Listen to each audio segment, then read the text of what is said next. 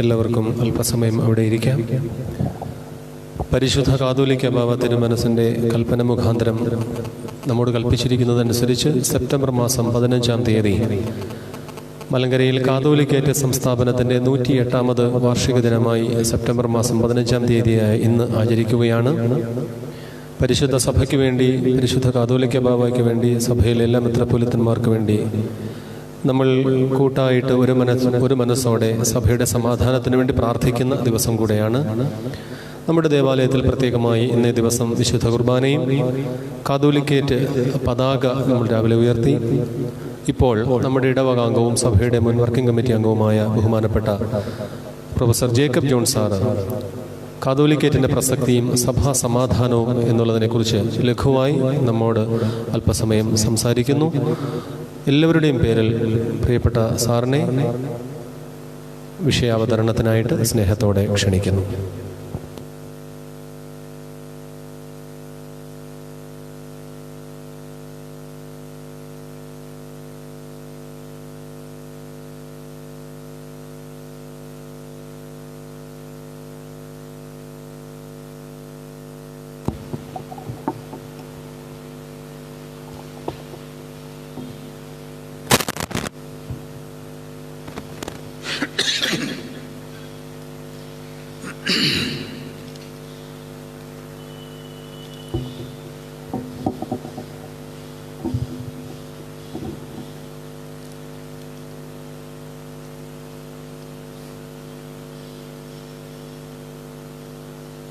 കർത്താവിനാൽ അനുഗ്രഹിക്കപ്പെട്ട വിശ്വാസികളെ,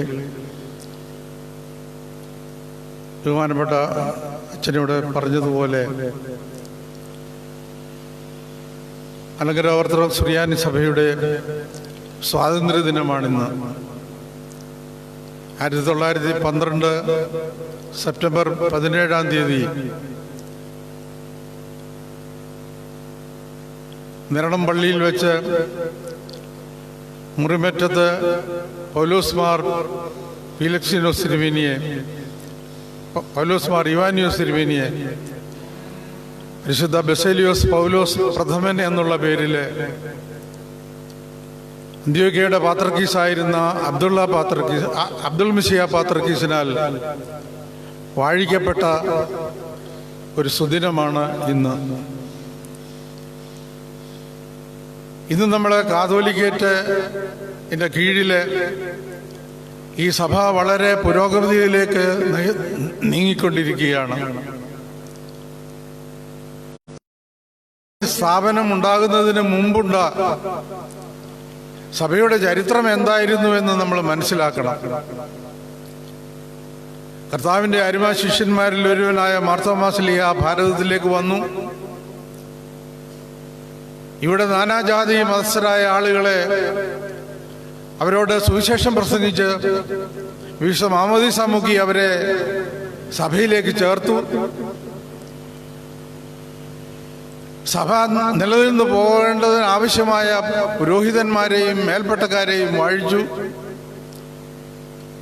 ഒരു സ്വതന്ത്രമായ സഭ നിലനിൽക്കത്ത രീതിയിലുള്ള എല്ലാവിധ സംവിധാനങ്ങളും ചെയ്തതിന് ശേഷം സുവിശേഷ പ്രചരണാർത്ഥം അദ്ദേഹം ലോകത്തിൻ്റെ വിവിധ ഭാഗങ്ങളിലേക്ക് പോവുകയും ചെയ്തു. ഇവിടെ നമ്മൾ മനസ്സിലാക്കേണ്ടത്, ആദിമകാലം മുതൽ തന്നെ, സഭയുടെ സ്ഥാപന സമയം മുതൽ തന്നെ ഭാരതത്തിലുണ്ടായിരുന്നത് ഒരു സ്വതന്ത്രമായ സഭയായിരുന്നു എന്നുള്ളതാണ്.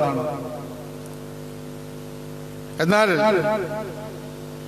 ഹൈന്ദവ മത പണ്ഡിതന്മാര്, അവരോട് തർക്കിക്കത്തക്ക പാണ്ഡിത്യമുള്ള ക്രൈസ്തവ നേതാക്കന്മാര് നമ്മുടെ ഇടയിൽ ഇല്ലായിരുന്നത് കൊണ്ട് അന്ന് വിദേശ സഭകളിൽ നിന്ന്, പ്രത്യേകിച്ച് അലക്സാണ്ട്രിയൻ സഭയിൽ നിന്നും പേർഷ്യൻ സഭയിൽ നിന്നും വേദശാസ്ത്ര പണ്ഡിതന്മാരും പുരോഹിതന്മാരുമൊക്കെ കേരളത്തിലേക്ക് വരികയും നമ്മളെ അവര് കൈയയച്ച് സഹായിക്കുകയും ചെയ്തിട്ടുണ്ട്. അവർ ചെയ്ത സഹായങ്ങളോട് നമ്മൾ എന്നും കൃതജ്ഞതയുള്ളവരായിരിക്കുകയും വേണം എന്ന് ഞാൻ ഈ അവസരത്തിൽ ഓർപ്പിക്കുകയാണ്. ഈ നില ഏകദേശം 16-ാം നൂറ്റാണ്ട് വരെ ഇങ്ങനെ നിലനിന്നു. 16-ാം നൂറ്റാണ്ട് വരെ സ്വതന്ത്രമായ സഭ ഇവിടെ ഉണ്ടായിരുന്നു. ഇവിടെ പുരോഹിതന്മാരുണ്ടായിരുന്നു, മേൽപ്പട്ടക്കാരുണ്ടായിരുന്നു.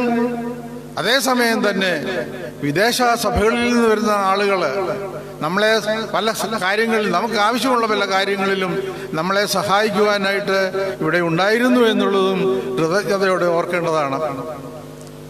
എന്നാൽ 16-ാം നൂറ്റാണ്ടായപ്പോഴത്തേക്ക് ഈ ചരിത്രം മാറുകയാണ്. നമുക്കറിയാം, ഭാരതത്തിന്റെ ചരിത്രം നമ്മൾ പരിശോധിച്ചു നോക്കിയാൽ 16-ാം നൂറ്റാണ്ടിലെ പോർട്ടുഗീസുകാരിവിടെ വന്നു. പോർട്ടുഗീസുകാരുടെ ശേഷം ഡച്ചുകാരിവിടെ വന്നു. അതിനുശേഷം ബ്രിട്ടീഷുകാരിവിടെ വന്നു. ഈ വിദേശ ശക്തികളൊക്കെ ഭാരതത്തെ അടിമത്വത്തിലേക്ക് നയിക്കുവാനായിട്ടാണ് ശ്രമിച്ചുകൊണ്ടിരുന്നത്.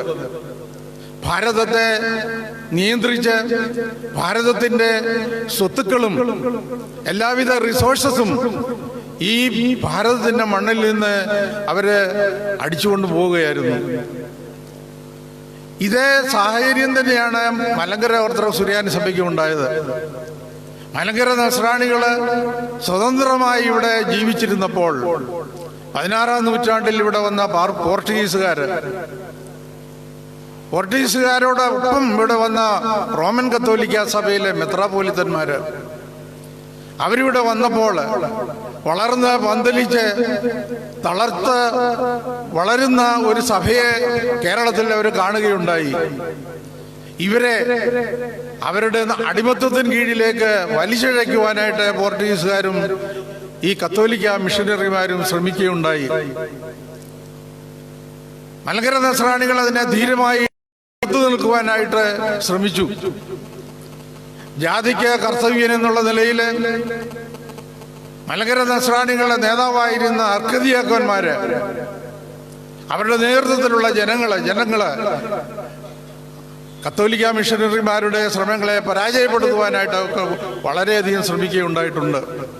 എന്നാൽ നിർഭാഗ്യമെന്ന് പറയട്ടെ, ക്രൂരനായ മെനേസിസ് മെത്രാപോലിത്ത, മെനേസിസ് ആർച്ച് ബിഷപ്പ് ഭാരതത്തിലേക്ക് വരികയും കേരളത്തിലേക്ക് വരികയും പോർട്ടുഗീസുകാരുടെ ശക്തി ഉപയോഗിച്ച് മലങ്കര സഭയെ കീഴ്പ്പെടുത്തുവാനുള്ള ശ്രമം ആരംഭിക്കുകയും ചെയ്തു. അപ്രകാരം നമുക്കറിയാം, 1599 ഉദയംപേര് സുനോദോസ് വിളിച്ചു കൂട്ടുകയും ആ സുനോദോസിന്റെ നിശ്ചയപ്രകാരം മലങ്കര സഭ മുഴുവൻ റോമൻ നുഖത്തിലായിത്തീരുകയും ചെയ്തു എന്നുള്ള സത്യം നമുക്കേവർക്കും അറിയാം. റോമൻ നുഖത്തിലേക്ക് മലങ്കര നസ്രാണികളെ വലിച്ചഴിച്ചത് മലങ്കര നസ്രാണികളുടെ പൂർണ്ണമായ സമ്മതത്തോടു കൂടിയായിരുന്നില്ല. നേരെ മറിച്ച് അവരങ്ങനെ ചെയ്യേണ്ടതായി വന്നു. കാരണം പോർട്ടുഗീസുകാരുടെ ശക്തി പല ആളുകളെ പല തന്ത്രങ്ങൾ ഉപയോഗിച്ച് കീഴ്പ്പെടുത്തിക്കൊണ്ട് വാഗ്ദാനങ്ങളൊക്കെ നൽകിക്കൊണ്ട് നമ്മുടെ സഭയെ അവർ കീഴ്പ്പെടുത്തുകയാണ് ചെയ്തത്. എന്നിരുന്നാലും സഭയിലെ ആളുകൾക്ക്, സഭയിലെ ജനങ്ങൾക്ക് മാനസികമായിട്ട് കത്തോലിക്ക സഭയോട് ചേർന്ന് പോകാനായിട്ട് സാധിച്ചില്ല. ജനങ്ങളെല്ലാവരും പല സ്ഥലങ്ങളിലായിട്ട് സംഘടിച്ചു. ഇതിനെക്കുറിച്ച് ചർച്ച ചെയ്തപ്പോഴേ മാതൃവിശ്വാസത്തിലേക്ക്, പഴയ വിശ്വാസത്തിലേക്ക് തിരിച്ചു പോകണമെന്ന് അവരെ തീരുമാനിക്കുകയും അതനുസരിച്ച് 1653 മട്ടാഞ്ചേരിയില് അവിടെ വെച്ച് നടന്ന പ്രശസ്തമായ ഊനംകുരിശ് വിപ്ലവത്തോടുകൂടി നമ്മൾ റോമൻ മുഖം വലിച്ചെറിഞ്ഞ് സ്വാതന്ത്ര്യം വീണ്ടെടുക്കുകയും ചെയ്തു എന്നുള്ള ആ സത്യം നമുക്ക് ഏവർക്കും അറിയാം. ഈ റോമൻ മുഖം വലിച്ചെറിഞ്ഞ് വീണ്ടും സ്വാതന്ത്ര്യത്തിലേക്ക് വന്ന സഭ അപ്പോഴേ നേരിടേണ്ടി വന്ന പ്രശ്നമെന്ന് പറയുന്നത് അന്ന് മെത്രാപോലിത്തന്മാരില്ലായിരുന്നു. ഒരു സഭ നിലനിൽക്കണമെന്നുണ്ടെങ്കിൽ ഒരു മെത്രാപോലിത്ത ആവശ്യമാണ്. മെത്രാപോലിത്തയെ വാഴിച്ചു കിട്ടുന്നതിന് വേണ്ടി നമ്മൾ ശ്രമങ്ങൾ ആരംഭിച്ചു. അന്ന് സഭയുടെ നേതാവായിരുന്നത് തോമസ് അർക്കദിയാക്കവനാണ്. അദ്ദേഹത്തിന് മേൽപ്പെട്ട സ്ഥാനമില്ല. നമ്മൾ നേരത്തെ ചെയ്യുന്ന പോലെ പെർഷ്യൻ സഭകളിലേക്ക് വിദേശ സഭ, അലക്സാന്ദ്രിയ സഭ, ബാബിലോണിയ സഭ, അന്ത്യോക്യ സഭ, ഇങ്ങനെ പല സഭകളിലെ നേതാക്കന്മാർക്ക് നമ്മൾ ഇവിടുന്ന് സഹായ അഭ്യർത്ഥനകൾ അയച്ചു. അതിനും പ്രകാരം 1665 യെരുശലേമിലെ പാത്രിക്കീസായിരുന്ന അബ്ദുൽ ജലീൽ മാർ ഗ്രിഗോറിയോസ് ഭാരതത്തിലേക്ക് വരികയും ഭാരതത്തിലെ ജനങ്ങള്, മലങ്കര നസ്രാണികള് അദ്ദേഹത്തെ സസന്തോഷപൂർവ്വം സ്വീകരിക്കുകയും അദ്ദേഹം ഇവിടെ വന്ന് ഒന്നാം മർത്തവമായ മെത്രാപ്പോലിത്തയായി വാഴിക്കുകയും ചെയ്തു. അദ്ദേഹത്തിന്റെ ആ മലങ്കര നസ്രാണികളെ സംബന്ധിച്ചിടത്തോളം ഒരു സുവർണകാലമായിരുന്നു. അന്ത്യോക്യൻ വിശ്വാസം, അന്ത്യോക്യൻ ആരാധനാ രീതികള്, അന്ത്യോക്യൻ കൂദാശകള്, ഇവയെല്ലാം മലങ്കര സഭയിലെ അദ്ദേഹമാണ് ഇവിടെ ആവിഷ്കരിച്ചത്. മലങ്കര അദ്ദേഹത്തിന് വേണ്ടി വന്നിരുന്നുവെങ്കിൽ, അദ്ദേഹം ആവശ്യപ്പെട്ടിരുന്നുവെങ്കിൽ വളരെ നിസ്സഹായ അവസ്ഥയിലായിരുന്ന മലങ്കര സഭയുടെ ആധിപത്യം അദ്ദേഹത്തിന് വേണമെങ്കിൽ സ്വീകരിക്കാമായിരുന്നു. അദ്ദേഹം അതിന് ചെയ്തില്ല. ആത്മീയമായ അധികാരം മാത്രം പ്രയോഗിച്ചുകൊണ്ട്, ഒരു മേൽനോട്ടം മാത്രം വഹിച്ചുകൊണ്ട് മലങ്കര നസ്രാണികളാൽ തന്നെ ഭരിക്കപ്പെടേണ്ട സഭയാണ് ഇത്. ഒരു സ്വതന്ത്ര സഭയാണ് മലങ്കര സഭ എന്നുള്ള ആ ഒരു വിശ്വാസത്തിൽ അത് അടിവരയിട്ട് ഉറപ്പിച്ചുകൊണ്ട് മാർ ഗ്രിഗോറിയോസ് ഇവിടെ ഭരണം നടത്തി. പക്ഷെങ്കില് പിന്നീടുള്ള ചരിത്രം നമ്മൾ പരിശോധിച്ചു നോക്കിയാൽ ഈ അന്ത്യോക്യ ബന്ധം പിന്നീട് അതിൻ്റെ ഒരു ജഡത്തിലെ ശൂലമായിട്ട് തന്നെ പരിഗണിച്ചു തീർന്നു എന്നുള്ളത് നമുക്ക് മനസ്സിലാക്കുവാനായിട്ട് സാധിക്കും. മാർ ഗ്രിഗോറിയോസിന് ശേഷം ഇവിടെ മലങ്കരയിൽ വന്നിട്ട് കാലാകാലങ്ങളിൽ വന്നിട്ടുള്ള മെത്രാപ്പോലിത്തന്മാരെല്ലാവരും മലങ്കര സഭയെ എങ്ങനെയെങ്കിലും കീഴ്പ്പെടുത്തി അതിനെ ഭരിക്കുന്നതിനും ഈ സഭയിലുള്ള അതിന്റെ റിസോഴ്സസ്, അതിന്റെ ധനം, പള്ളികളെല്ലാം അന്നുള്ള പള്ളികളൊക്കെ ധനസമ്പത്തുള്ള പള്ളികളാണ്. ഈ പള്ളികളിൽ നിന്ന് ധനമൊക്കെ അപഹരിച്ചുകൊണ്ട് വിദേശത്തേക്ക് പോകണമെന്നുള്ള ഒരു ആഗ്രഹത്തോടു കൂടിയാണ് മറ്റ് മെത്രാപ്പോലിത്തന്മാരൊക്കെ ഇവിടെ വന്നിട്ടുള്ളത്. മലങ്കര സഭ ന്യൂനതകളുള്ള സഭകളാണ്, ഒരു പൂർണ്ണമായ സഭയല്ല. മലങ്കര സഭയ്ക്ക് വിദേശ മെത്രാപ്പോലിത്തന്മാർക്ക് അപ്രമാദിത്വമുണ്ട്. അവരോടുകൂടെ മാത്രമേ നമുക്ക് ഈ സഭയ്ക്ക് നിലനിൽപ്പുള്ളൂ. അവരുടെ സഹായത്തോടു കൂടി മാത്രമേ, അവരുടെ കീഴിൽ മാത്രമേ സഭയ്ക്ക് നിലനിൽക്കാൻ സാധിക്കുകയുള്ളൂ എന്നുള്ള ആ ഒരു അധികാര സ്വരത്തില് അവരിവിടെ പെരുമാറുകയുണ്ടായി. കുറെ നാൾ കഴിഞ്ഞപ്പോഴത്തേക്ക് മാർത്തോമാ ആറാമനെ അവർ നിർബന്ധിച്ച് അന്ത്യോക്യൻ രീതിയിലുള്ള മേൽപ്പെട്ട സ്ഥാനം വഹിക്കുന്നതിന് വേണ്ടി മാർ ദീവന്നാസ്യോസ് എന്നുള്ള പേരില് 1770 നെരണത്ത് പള്ളിയിൽ വെച്ച് വാഴിക്കുകയുണ്ടായി. അതാണ് അന്ത്യോക്യൻ സഭയും മലങ്കര സഭയും തമ്മിലുള്ള ബന്ധത്തില് ഒരു മാറ്റമുണ്ടായത്. അതിനു മുമ്പ് വരെ വെറും സാഹോദര്യ ബന്ധം മാത്രമാണ് അന്ത്യോക്യയും മലങ്കര സഭയും തമ്മിലുണ്ടായിരുന്നത്. എന്നാൽ ആറാം മാർത്തോമാ മാർ ദീവന്നാസ്യോസ് എന്നുള്ള പേരില് വീണ്ടും പട്ടം സ്വീകരിച്ചപ്പോൾ അത് മലങ്കര സഭ അന്ത്യോക്യയുടെ അടിമത്വത്തിലേക്ക് ചെന്നു ചേരുന്ന ഒരു പ്രവർത്തനമായി തീർന്നു എന്ന് നമുക്ക് മനസ്സിലാക്കുവാനായിട്ട് സാധിക്കും. സഭയുടെ കഷ്ടകാലത്തിന്റെ ഒരു തുടക്കമായിരുന്നു അത്. അതിനുശേഷം പിന്നീട് ഇവിടെ വന്ന പല മെത്രാപ്പോലിത്തന്മാരും അവരുടെ വക്രബുദ്ധി ഉപയോഗിച്ച് വേണ്ടി ശ്രമിച്ചുകൊണ്ടിരുന്നു. ഉദാഹരണമായിട്ട് മാർ കൂറിലോസ് എന്നുള്ളൊരു മെത്രാപ്പോലിത്ത ഇവിടെ വന്നു. അതിനുശേഷം മാർ അത്താനാസ്യോസ് എന്ന് പറഞ്ഞൊരു മെത്രാപ്പോലിത്ത ഇവിടെ വന്നു. ഈ അത്താനാസ്യോസിനെ ഈ തിരുവിതാംകൂർ രാജാവ് ഇടപെട്ട് ഇവിടുന്ന് നാടുകടത്തുകയാണ് ഉണ്ടായത്. അത്രമാത്രം പ്രശ്നങ്ങൾ ഈ സഭയിൽ ഉണ്ടാക്കിയ ഒരു സഭയാണ് ഈ അന്ത്യോക്യ സഭ എന്ന് പറയുന്നത്. ഈ കാലങ്ങളിലൊക്കെയും അത്യാർത്ഥിപൂർണതായ ഈ പാത്രിക്കീസന്മാരുടെ കണ്ണുകള് മലങ്കര സഭയുടെ സ്വത്തിന്മേലെ പതിക്കൂ. എന്നാൽ അവർക്കൊന്നും ആ സമയത്ത് മലങ്കര സഭയുടെ കാര്യങ്ങളിലേക്ക് നേരിട്ട് ഇടപെട്ട് സഭയെ ചൂഷണം ചെയ്യുന്നതിന് അവർക്ക് അവസരം ലഭിക്കുകയുണ്ടായില്ല. സഭയുടെ സ്വാതന്ത്ര്യം നഷ്ടപ്പെടുത്തി അന്ത്യോക്യയുടെ കീഴിൽ കൊണ്ടുവരുന്നതിന് തക്കം പാർത്തുകൊണ്ടിരുന്ന പാത്രക്കീസന്മാർക്ക് അനുകൂലമായി പലപ്പോഴും മലങ്കര സഭാ നേതൃത്വവും പെരുമാറിയിട്ടുണ്ട് എന്നുള്ള സത്യവും നമുക്കിവിടെ മറക്കുവാനായിട്ട് സാധിക്കുകയില്ല. ഇതിനിടയിലാണ് ബ്രിട്ടീഷുകാരിവിടെ വരുന്നത്. ബ്രിട്ടീഷുകാർ വന്നതോടുകൂടി മിഷനറിമാരിവിടെ വന്നു. 19ാം നൂറ്റാണ്ടിന്റെ ആദ്യ ഘട്ടത്തില് കേണൽ മൺട്രോ ആയിരുന്നു തിരുവിതാംകൂർ റെസിഡന്റ്. കേണൽ മൺട്രോ താല്പര്യമെടുത്തു. ഇവിടുത്തെ പുരോഹിതന്മാർക്ക് ശരിയായ വിദ്യാഭ്യാസം നൽകണം, പരിശീലനം നൽകണം എന്നുള്ള ആഗ്രഹത്തോടു കൂടി ഇംഗ്ലണ്ടിൽ നിന്നും ചില മിഷനറിമാരെ ഇവിടേക്ക് കൊണ്ടുവന്നു. ആദ്യം വന്ന മിഷനറിമാരൊക്കെ സഭയോട് വളരെ അനുകൂലമായിട്ട്, സഭയുടെ നിലപാടുകൾക്ക് അനുകൂലമായ രീതിയിൽ പെരുമാറി. പിന്നീട് വന്ന ചില മിഷനറിമാര് മലങ്കര സഭയുടെ വിശ്വാസത്തിന്മേൽ നവീകരണ വിശ്വാസം കൊണ്ടുപോയി ചേർക്കുന്നതിന് പരിശ്രമിക്കുകയുണ്ടായി. നമ്മുടെ പിതാക്കന്മാര്, നമ്മുടെ നേതാക്കന്മാരെ അതിനൊന്നും വഴങ്ങിയില്ല. എന്നാൽ അന്ന് നമ്മുടെ സഭയിൽ ഉണ്ടായിരുന്ന ചില ആളുകള് അവരുടെ സ്വാർത്ഥമായ താല്പര്യങ്ങളെ ശരിയായ രീതിയിൽ അത് കിട്ടുന്നതിന് വേണ്ടി ഈ മിഷനറിമാരോട് ചേർന്ന് നവീകരണ വിശ്വാസത്തിന് അനുകൂലമായി അവരൊരു നിലപാടെടുത്തു. നമുക്കറിയാം, പാലക്കുന്നത്ത് എബ്രഹാം മൽപ്പാൻ തന്റെ സ്വന്തം സഹോദരന്റെ പുത്രനായ മാത്യൂസ് ഷമ്മാശനെ അന്ത്യോക്യയിലായിട്ട് അയച്ച് അവിടെ നിന്ന് മെത്രാപ്പോലീത്തയായിട്ട് കേരളത്തിലേക്ക് മാത്യൂസ് അത്താനാസ്യോസിൽ കൂടി നവീകരണ ആശയങ്ങൾ നമ്മുടെ സഭയിൽ അടിച്ചേൽപ്പിക്കുവാൻ ഒരു ശ്രമം നടത്തി.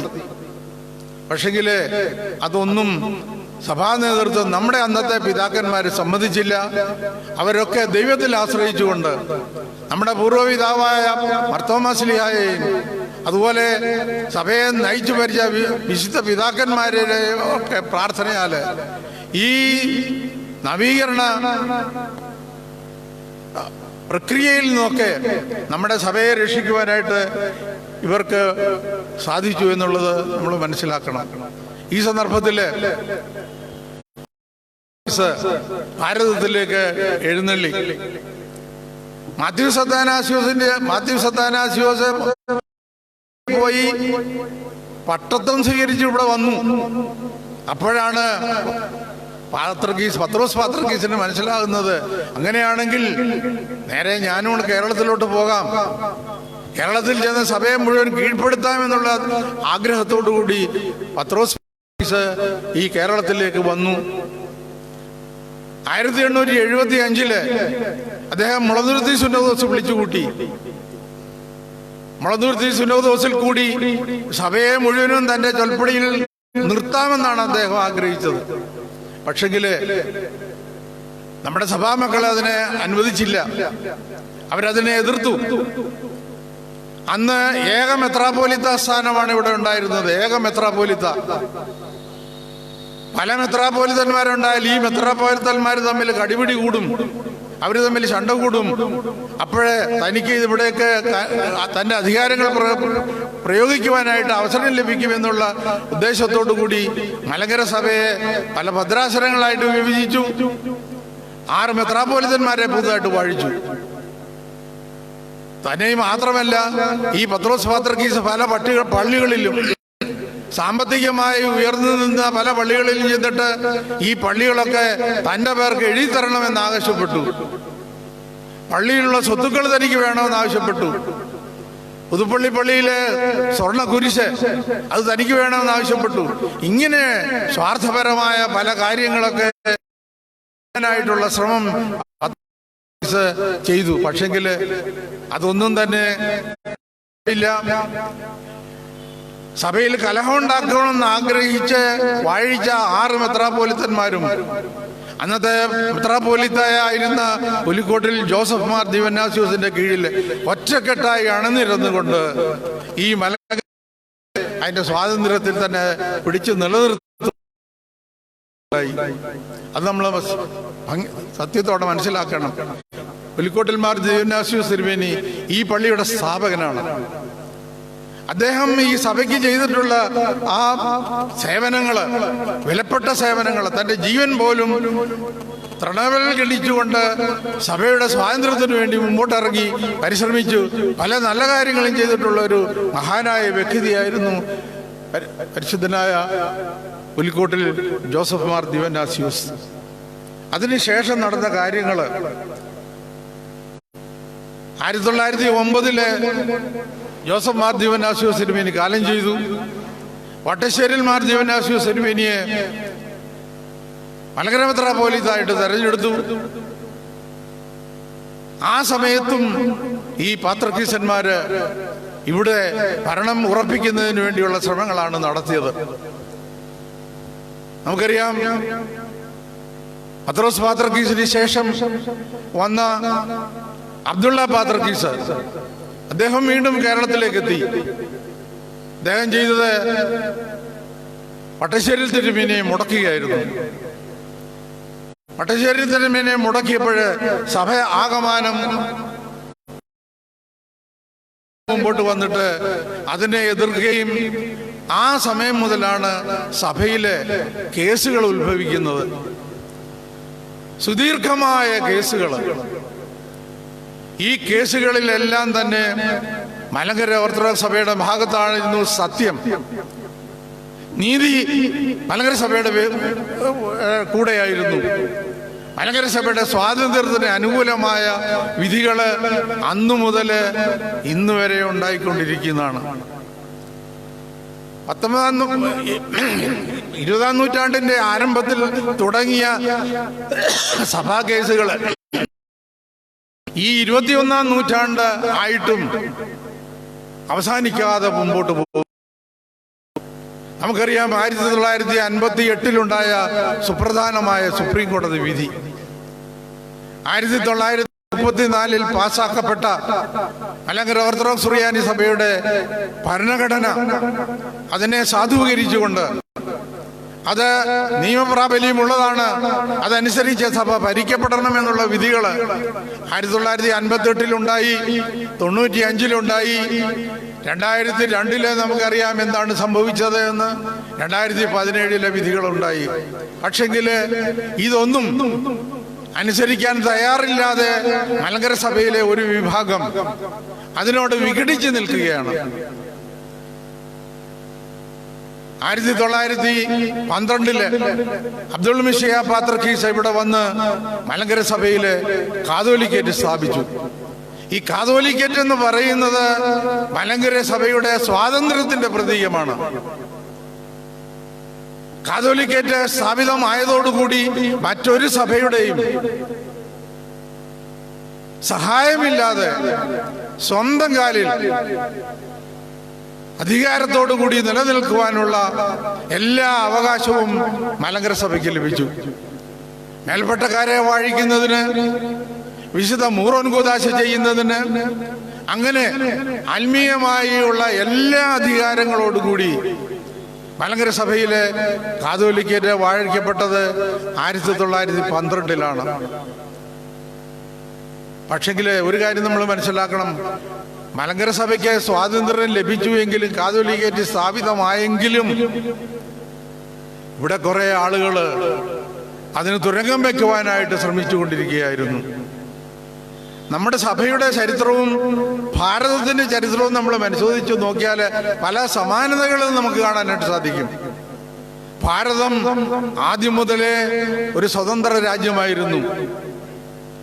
സ്വതന്ത്രമായ ചില നാട്ടുരാജാക്കന്മാര് അവരുടെ കീഴിൽ വളരെ സ്വതന്ത്രമായി നിലനിന്നുകൊണ്ടിരുന്ന ഒരു രാജ്യമായിരുന്നു ഭാരതം. എന്നാൽ നമ്മുടെ മലങ്കര സഭയിൽ ഉണ്ടായതുപോലെ പോർട്ടുഗീസുകാരുടെയും ഡച്ചുകാരുടെയും ബ്രിട്ടീഷുകാരുടെയും ആധിപത്യത്തിന് കീഴിലായി ഭാരതം. എന്നാൽ 1947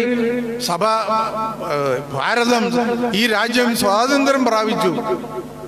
പക്ഷെ സ്വാതന്ത്ര്യം പ്രാപിച്ചപ്പോൾ ഈ രാജ്യത്ത് താമസിച്ചിരുന്ന ആരും പറഞ്ഞില്ല ഞങ്ങൾക്ക് വീണ്ടും ബ്രിട്ടീഷുകാരുടെ അടിമത്തത്തിൽ തന്നെ പോകണമെന്ന്. അതാണ് വ്യത്യാസം.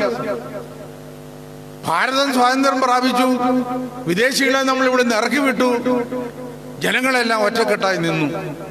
പക്ഷെങ്കില് മലങ്കര സഭ സ്വാതന്ത്ര്യം പ്രാപിച്ചു എങ്കിലും അടിമത്ത സ്വഭാവമുള്ള ആളുകള്, അടിമത്തത്തെ സ്നേഹിക്കുന്നതായ കുറെ ആളുകള്, അവർക്ക് പിന്നെയും അടിമത്തം തന്നെ വേണം. പാത്രീസിന്റെ അടിമത്തത്തിൽ കീഴിൽ മാത്രമേ ഞങ്ങൾ ജീവിക്കുകയുള്ളൂ എന്നുള്ള ആ ഒരു ഉറച്ച തീരുമാനത്തോടു കൂടി ഒരു കൂട്ടം ആളുകള് ഈ സഭയിൽ നിലനിൽക്കുന്നു എന്നുള്ളതാണ് ഇന്ന് സഭയുടെ ഏറ്റവും വലിയ പ്രശ്നമെന്ന് പറയുന്നത്. ഈ സ്വാതന്ത്ര്യം, ഈ കാതോലിക്കേറ്റിന്റെ സ്ഥാപനത്തെ ചൊല്ലി കേസുകളുണ്ടായി. മലങ്കര സഭയുടെ ഭരണഘടനയെ കുറിച്ചുള്ള കാര്യങ്ങളെക്കുറിച്ചുള്ള കേസുകളുണ്ടായി. ഈ കേസുകളെല്ലാം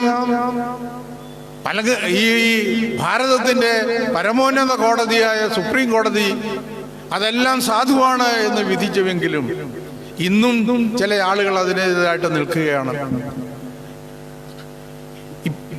ഈ കാതോലിക്കേറ്റിന്റെ പ്രസക്തി എന്നുള്ളത് നമ്മൾ മനസ്സിലാക്കേണ്ട കാര്യമാണ്. എന്താണ് എന്ന് നമ്മൾ മനസ്സിലാക്കേണ്ടതാണ്.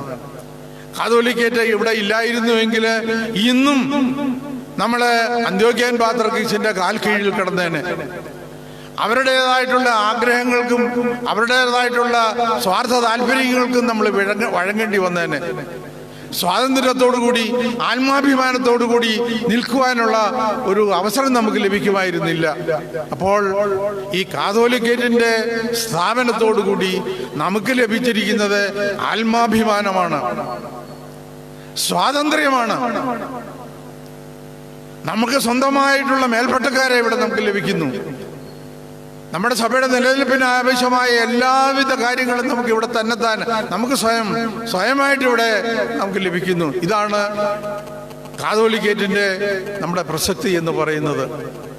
എന്നാൽ ഈ കാതോലിക്കേറ്റിനെ ക്ഷീണിപ്പിക്കുന്നതിന് വേണ്ടി അതിന് തുരങ്കം വെച്ചുകൊണ്ട് പല ആളുകള്, പല മെത്രാപ്പോലിത്തന്മാര് അവരുടെ സ്വാർത്ഥ താല്പര്യത്തോടുകൂടി ചുമന്ന കുപ്പായത്തിന് വേണ്ടി പല ആളുകൾ നമുക്കറിയാം പണം കൊടുത്താണ്.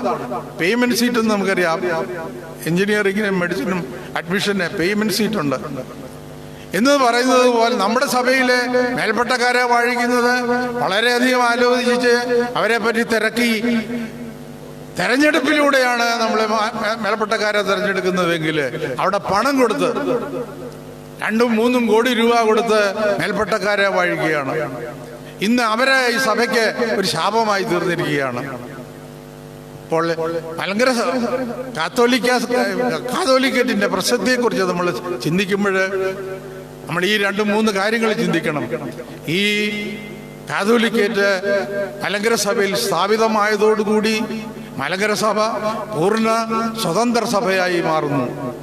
കുറെ കാലത്തേക്ക് എങ്കിലും ആദിമകാലത്തെ പോലെ തന്നെ ഒരു സ്വതന്ത്ര സഭയായി മലങ്കര ഓർത്തഡോക്സ് സഭ മാറി എന്നുള്ളത് നമ്മൾ മനസ്സിലാക്കണം. അതോടൊപ്പം തന്നെ കാതോലിക്കേറ്റ് സ്ഥാപിതമായതോടുകൂടി നമ്മുടെ ആത്മാഭിമാനം അത് നമുക്ക് നിലനിർത്തിക്കൊണ്ട് മുമ്പോട്ട് പോകാനുള്ള അവകാശം നമുക്കുണ്ട്.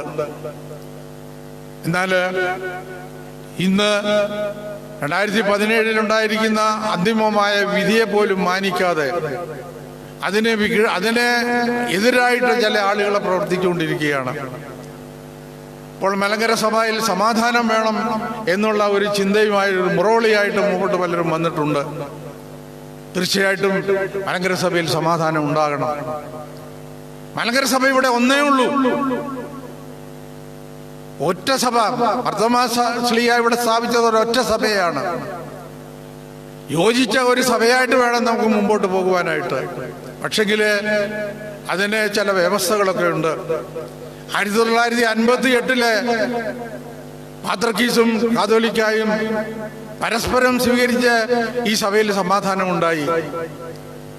ആ സമാധാനം വളരെ നാൾ നീണ്ടു നിന്നില്ല, നമുക്കറിയാം. അത് നീണ്ടു നിന്നില്ല എങ്കിലും ആ സമാധാനം മൂലം സഭയ്ക്ക് വളരെയധികം നേട്ടങ്ങൾ ഉണ്ടായിട്ടുണ്ട്. അത് നമുക്ക് വിസ്മരിക്കാനൊക്കെയില്ല. ഇന്ന് വിഭജിച്ച് നിൽക്കുന്ന രണ്ട് സഭകൾ, രണ്ട് വിഭാഗങ്ങൾ, അത് സമാധാന ചർച്ചയിലൂടെ അത് നമ്മൾ ഒന്നിക്കേണ്ടത് ഇന്നിൻ്റെ ഒരു ആവശ്യമാണ്. പക്ഷെങ്കിൽ അതിന് രണ്ട് വ്യവസ്ഥകളുണ്ട്. ഒന്ന്, 58 മുതലുള്ള സുപ്രീം കോടതി വിധികളെല്ലാം എടുത്തു പറഞ്ഞിട്ടുള്ളതാണ്. മലങ്കരയിലെ കാതോലിക്ക സ്ഥാപനം സാധുവാണ്, അതിനെ ആർക്കും ചോദ്യം ചെയ്യാൻ പാടില്ല എന്ന് ഈ ഭാരതത്തിലെ പരമോന്നത കോടതി പലതവണ വിധിച്ചിട്ടുള്ളതാണ്. അതുപോലെ തന്നെയാണ് 1934 ഭരണഘടനയിൽ 58 മുതലുള്ള എല്ലാ വിധികളിലും 34 ഭരണഘടനയെ എടുത്തു പറയുന്നത് അതനുസരിച്ച് വേണം സഭ ഭരിക്കപ്പെടേണ്ടത് എന്ന് വളരെ വ്യക്തമായിട്ട് എഴുതിയിട്ടുണ്ട്. അപ്പോൾ സമാധാന ചർച്ചയെക്കുറിച്ച് നമ്മൾ ചിന്തിക്കുമ്പോൾ ഇപ്പോൾ കേരള മുഖ്യമന്ത്രി മുൻകൈയെടുത്ത് ഒരു ചർച്ച ആരംഭിക്കുവാനായിട്ട് തുടങ്ങുകയാണ്. പക്ഷെങ്കിൽ ആ ചർച്ചയിൽ തീരുമാനം ഉണ്ടാകുമ്പോൾ ഈ രണ്ട് കാര്യങ്ങൾ, ഒന്ന്, കാതോലിക്കേറ്റിന്റെ സ്ഥാപനം അത് സാധുവാണ്. രണ്ട്, 1934 ഭരണഘടന, ഈ ഭരണഘടനയുടെ വ്യവസ്ഥകൾക്ക് വിരുദ്ധമായി യാതൊരു വിധമായ തീരുമാനങ്ങളും എടുക്കുവാൻ ഈ ലോകത്തിൽ ആർക്കും അവകാശമില്ല. കാരണം സുപ്രീം കോടതി വളരെ വ്യക്തമായിട്ട് പറഞ്ഞിട്ടുണ്ട്, ഈ ഭരണഘടനയിലെ വ്യവസ്ഥകൾ അതനുസരിച്ച് വേണം നമുക്ക് മുമ്പോട്ട് പോകുവാൻ. അങ്ങനെ മലങ്കര സഭയുടെ കാതോലിക്കേറ്റിനെ സ്വീകരിച്ചുകൊണ്ട് മലങ്കര 1934 ഭരണഘടനയ്ക്ക് വിധേയമായി. അതുപോലെ തന്നെ 58 മുതൽ 2017, 18 ഒക്കെ ഉണ്ടായിട്ടുള്ള വിധികളുണ്ട്, സുപ്രീം കോടതി വിധികളുണ്ട്. ഈ വിധികൾക്ക് അനുസൃതമായിട്ടുള്ള ചർച്ചകൾ നമുക്ക് നടത്താം, അതിന് വിധേയമായിട്ട് നമുക്ക് സമാധാനം ഉണ്ടാക്കാം. അങ്ങനെ സമാധാനം ഉണ്ടായിട്ട് നമുക്കൊരൊറ്റ സഭയായിട്ട് മുമ്പോട്ട് പോകുവാൻ ദൈവം തമ്പുരാൻ നമ്മെ അനുഗ്രഹിക്കട്ടെ എന്ന് നമുക്ക് പ്രാർത്ഥിക്കാം. നമുക്കറിയാം 1958 സമാധാനം ഉണ്ടായി കുറേ കാലങ്ങൾ. സഭയുടെ പുരോഗതി എന്തായിരുന്നു? ഈ രണ്ട് വിഭാഗങ്ങളിൽപ്പെട്ട ആളുകളെല്ലാം ഒറ്റക്കെട്ടായിട്ട് നിന്ന് മലങ്കര സഭയിൽ ഉണ്ടായിട്ടുള്ള ആത്മീയവും ലൗകികവുമായിട്ടുള്ള പുരോഗതി അസൂയാവഹമായിരുന്നു. മറ്റ് സഭകളൊക്കെ അസൂയയോടുകൂടെ നമ്മെ വീക്ഷിച്ചിരുന്ന ഒരു കാലഘട്ടമായിരുന്നു അത്. എന്ന് പറഞ്ഞതുപോലെ ഈ സമയത്ത് 2020 ഈ സന്ദർഭത്തില് അനുരഞ്ജന ചർച്ചകളെ ആരംഭിക്കുവാനായിട്ട് പോകുമ്പോൾ നമുക്കറിയാം, അങ്ങനെ ഒരു അനുരഞ്ജനം ഉണ്ടാകട്ടെ. കർത്താവിന്റെ നാമത്തില്, ദൈവത്തിന്റെ നാമത്തില്, മർത്തോമാശ്ലീഹയുടെ നാമത്തില് സമാധാനം ഉണ്ടാകട്ടെ. അതൊരു ശാശ്വത സമാധാനമാകട്ടെ. മലങ്കര സഭ ആദ്യ നൂറ്റാണ്ടുകളിലെ പോലെ ഒരു സ്വതന്ത്ര സഭയായിട്ട് ഇവിടെ നിലനിൽക്കുവാനും പുരോഗമിക്കുവാനും സഭാമക്കളായ നമുക്കേവർക്കും അതിനകത്ത് ആനന്ദിക്കുവാനുമുള്ള ഒരു അവസരം ഉണ്ടാകട്ടെ എന്ന് പ്രാർത്ഥിക്കുന്നു. ഇന്ന് എനിക്കിവിടെ നിൽക്കുവാൻ, ഏതാനും വാക്കുകൾ സംസാരിക്കുവാൻ അവസരം തന്ന ബഹുമാനപ്പെട്ട മാത്യുവിനെ അച്ഛനോടുള്ള നന്ദി രേഖപ്പെടുത്തിക്കൊണ്ട്, ഇവിടെയുള്ള ഭരണസമിതി, ട്രസ്റ്റി, അവർ എല്ലാവരോടുമുള്ള നന്ദി രേഖപ്പെടുത്തിക്കൊണ്ട്, എന്നെ കേട്ടിരുന്ന നിങ്ങളോട് എല്ലാവരോടും നന്ദി രേഖപ്പെടുത്തിക്കൊണ്ട് ഞാൻ എൻ്റെ വാക്കുകൾ അവസാനിപ്പിക്കും. കർത്താവിനാൽ ഏറ്റവും അനുഗ്രഹിക്കപ്പെട്ട മാതാപിതാക്കളെ, സഹോദരങ്ങളെ, പരിശുദ്ധ സഭ ഇന്ന് നേരിട്ടുകൊണ്ടിരിക്കുന്ന വിഷമതകളും പ്രയാസങ്ങളുമൊക്കെ നമുക്ക് പലപ്പോഴും നേരിട്ട് കാണുവാനും വാർത്താമാധ്യമങ്ങളിലൂടെയൊക്കെ ശ്രവിക്കുവാനുമൊക്കെ കഴിഞ്ഞിട്ടുണ്ട്. ഏകവിശ്വാസത്തിലും ഏകയാത്മാവിലും കർത്താവിനെ ആരാധിക്കുവാൻ വിളിക്കപ്പെട്ടവരായ പരിശുദ്ധ സഭാഗാത്രം പരസ്പരം മത്സരിക്കുന്നതും അതിലുള്ള മക്കൾ തമ്മിൽ വിദ്വേഷം വെച്ച് പുലർത്തുന്നതും ഈ ലോകത്തിന് ക്രിസ്തു നൽകുന്ന സന്ദേശം അല്ലെങ്കിൽ നമ്മൾ പാലിക്കേണ്ടതായ ദൈവികമായ തത്വങ്ങൾക്ക് വിരുദ്ധമാണ്. ദൈവസന്നിധിയിൽ ഒരുമയോടെ നമ്മുടെ സഭയുടെ കാതോലിക്കേറ്റിന് കീഴിൽ, സഭാ ഭരണഘടനയുടെ കീഴിൽ അടിയുറച്ചു നിന്നുകൊണ്ട് എല്ലാവരും ഒരുമിച്ച് ആരാധിക്കുവാനുള്ള ഒരു സാഹചര്യം ഉണ്ടാകട്ടെ എന്ന് നമുക്ക് പ്രാർത്ഥിക്കാം. പരിശുദ്ധ അന്ത്യോക്യൻ സഭയുമായിട്ട് ആത്മീയമായ പല ബന്ധങ്ങളും നമുക്കുണ്ട്. പക്ഷേ അതൊന്നും നമ്മുടെ ഭൗതികമായ വ്യവസ്ഥാപിതമായ കാതോലിക്കേറ്റിനെയോ സഭാവക സ്വത്തുക്കളെയോ ആഗ്രഹിച്ചുകൊണ്ടാകരുത് ഈ സഭയിലേക്ക് അല്ലെങ്കിൽ സഭയുടെ സ്നേഹം അവർ കൊണ്ടുവരേണ്ടത്. ആരാധിക്കുന്ന സമൂഹം നമ്മുടെ ഈ ഇടവകയിലും മർത്തോമാ സഭയിലെ ആളുകൾ മെമ്പർഷിപ്പ് എടുത്തിട്ടുണ്ട്. യാക്കോബ സഭയിലെ ആളുകൾ ഇവിടെയുണ്ട്. ഒരുപക്ഷെ മറ്റ് ജ്ഞാനായ സമുദായത്തിലെ പല സമുദായത്തിലെ അംഗങ്ങൾ ഇവിടെ വന്ന് അംഗത്വം എടുത്തിട്ടുണ്ട്. അവരെയെല്ലാം ദൈവികമായ സന്തോഷത്തോടും സമാധാനത്തോടും ഈ ഇടവകയിലെ അംഗങ്ങളായി തുടരുന്നതിന് യാതൊരു തടസ്സവും നമ്മൾ പറഞ്ഞിട്ടില്ല.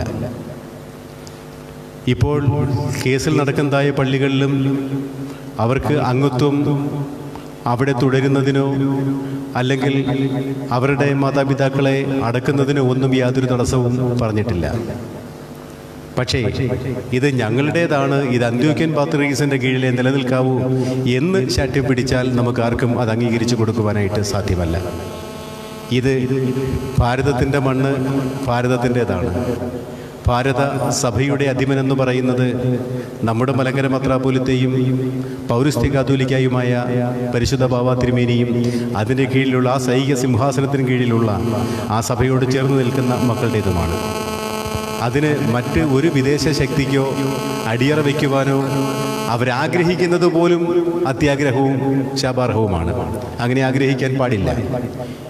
എന്നാൽ ഒരു സ്നേഹത്തോടു കൂടെ നിന്ന് പരസ്പരം അംഗീകരിച്ചുകൊണ്ട് പരസ്പരം സ്നേഹിച്ചുകൊണ്ട് സഭയിൽ നിന്നുകൊണ്ട് രണ്ട് സഭകളായി നിൽക്കുവാൻ, അന്ത്യോക്യൻ പാത്രിക സഭ അവിടെയും ഇന്ത്യൻ സഭ ഇവിടെയും, ഇന്ത്യൻ സഭയ്ക്കകത്ത് ഒരു പാത്രികീസ് യൂണിറ്റ് ഇവിടെ ഉണ്ടാകുന്നത് ശരിയായ ഒരു പ്രവണതയല്ല. ഇവിടെയുള്ള എല്ലാ മക്കളും ഇന്ന് മലങ്കര സഭയിൽ വിഘടിച്ച് നിൽക്കുന്ന വിഭാഗവും യഥാർത്ഥ സഭയുടെ അവകാശികളായ ഓർത്തഡോക്സ് സഭയും രണ്ടും ഒരുമിച്ച് ഒറ്റ സഭയായി മലങ്കര സഭയായി നിന്നുകൊണ്ട് മറ്റ് വിദേശ രാജ്യങ്ങളിൽ ഒരുപാട് സഭകളുണ്ട്. അവരുമായിട്ടൊക്കെ നമുക്ക് സ്ലൈഹികമായ ബന്ധങ്ങളുണ്ട്. അവരുടെ കാര്യങ്ങൾ നമ്മളെ അവരെ ക്ഷണിക്കുമ്പോൾ അവർ ഇങ്ങോട്ട് വരുന്നുണ്ട്. ആ ഒരു സ്നേഹബന്ധം രണ്ടയൽ വീടുകൾ പോലെ തന്നെ ആ സ്നേഹബന്ധം നിൽക്കുവാനായിട്ട് സാധിക്കണം. പക്ഷേ ഈ സഭയിലെ ജനാധിപത്യ സംവിധാനങ്ങളിൽ അല്ലെങ്കിൽ സഭയ്ക്കകത്തുള്ള ഭൗതികമായ ദേവാലയങ്ങളിലും സ്വത്തുക്കളിലും കണ്ണുവെച്ചുകൊണ്ടുള്ള ഒരു ബന്ധം നമുക്ക് തുറന്നു പോകുവാനായിട്ട് സാധ്യമല്ല. അതുകൊണ്ട് പരിശുദ്ധ കാതോലിക്കേറ്റിൻ്റെ കീഴിൽ പരിശുദ്ധ ബാബ തിരുമേനിയുടെയും പരിശുദ്ധ സുന്നതോസിൻ്റെയും കീഴിൽ അടിയുറച്ച് അവർ കടന്നു വന്ന് 1934 ഭരണഘടനയോടും ഇന്ത്യൻ ഭരണ സംവിധാനത്തോടും സഭയുടെ കാതോലിക്കേറ്റിൻ്റെയും കീഴിൽ ഒരുമിച്ച് നിന്നുകൊണ്ട് നമുക്ക് ദൈവത്തെ ആരാധിക്കുവാനുള്ള കാലം ആസന്നമാകട്ടെ എന്ന് പ്രത്യേകമായിട്ട് പറയുന്നു. ഇപ്പോഴും നമ്മൾ പാത്രീസിനെ നിരാകരിച്ചിട്ടില്ല. അദ്ദേഹം അന്ത്യോക്യൻ പാത്രീസ് സഭയുടെ അധിപനാണ്. അദ്ദേഹത്തെ ക്ഷണിക്കുമ്പോൾ അദ്ദേഹത്തിന് ഇവിടെ കടന്നു വരാം. നമ്മളെ ക്ഷണിക്കുമ്പോൾ നമുക്ക് അങ്ങോട്ട് കടന്നു പോകാം. പക്ഷേ ക്ഷണിക്കാതെ ഇവിടേക്ക് കടന്നു വന്ന ആഭ്യന്തര പ്രശ്നങ്ങൾ ഉണ്ടാക്കുവാനും അല്ലെങ്കിൽ ഇവിടെ പാത്രീസ് സഭയുടെ കീഴിൽ ഒരു യൂണിറ്റ് ഉണ്ടാക്കി ആ യൂണിറ്റിനെ ഇപ്പോഴും പ്രോത്സാഹിപ്പിച്ച് ഇവിടെ ഒരു മത്സരത്തിന് വേണ്ടി ഒരു വിഘടിത വിഭാഗമാക്കി നിലനിർത്തുന്നതിനെയാണ് പരിശുദ്ധ സഭ. അതൊരിക്കലും നമുക്ക് അംഗീകരിക്കുവാനായിട്ട് സാധ്യമല്ല. ഈ വസ്തുതകൾ മനസ്സിലാക്കിക്കൊണ്ട് സഭ ഒരുമിച്ച് ദൈവത്തെ മഹത്വപ്പെടുത്തുവാൻ തക്കവണ്ണം ദൈവം തമ്പുരാൻ അനുഗ്രഹിക്കട്ടെ. അതിനാവശ്യമായ ആലോചനകളും തീരുമാനങ്ങളും രണ്ട് ഭാഗങ്ങളിലും ഉണ്ടാകട്ടെ എന്ന് പ്രത്യേകമായിട്ട് പ്രാർത്ഥിക്കുന്നു. ഇന്ന് കാതോലിക്കേറ്റ് സ്ഥാപനത്തിന് 108-ാം വാർഷികം ആഘോഷിക്കുന്ന ഈ ദിവസം പരിശുദ്ധ സഭയുടെ ചരിത്രം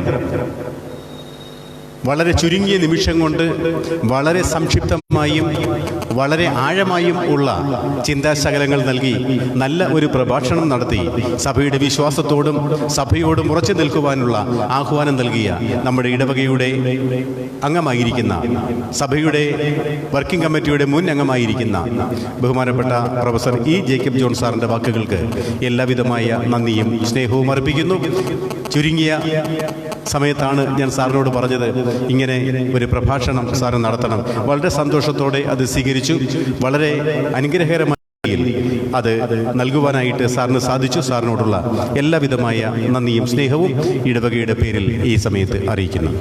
യജമാനൻ വരുമന്നേ